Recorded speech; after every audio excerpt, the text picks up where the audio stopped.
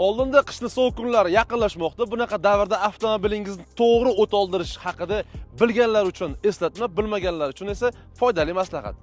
Dvigatelingizni o't oldirishdan avval qo'shimcha qurilmalarning barchasini o'chiring, ya'ni konditsioner, isitish, sovutish tizimi, media. Akkumulyatorimizni qizdirish esdan chiqmasin, ya'ni ближний svetda 1 minutga yoki дальний svet 30 sekundga yoqib qoldiramiz.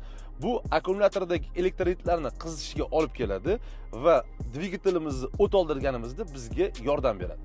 Dvigatelni o't oldirish uchun zajigayani yoqqan paytimizda 3-5 sekund kutamiz, ya'ni topливный nasos sistemaga benzinni haydab normal bosimda yetkazib berish uchun kerak bo'ladi.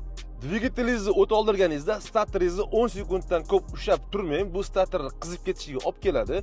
Agar 10 sekundda dvigatelingiz o't olmasa, 30 sekund dam berib, boshqatdan qaytarib ko'ring.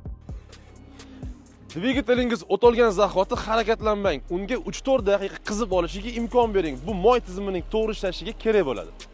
Sovutish tizimi 65 gradusdan ko'tarilgach yoki оборот 1000 dan pasaygandan keyin bemalol harakatlansangiz bo'ladi. Okasi, hali ham podpiska olmasdan ko'rayotgan bo'lsangiz, podpiskani bosib qo'ying. Bundan ham zo'r maslahatlarni o'tkazib yubormaslik uchun.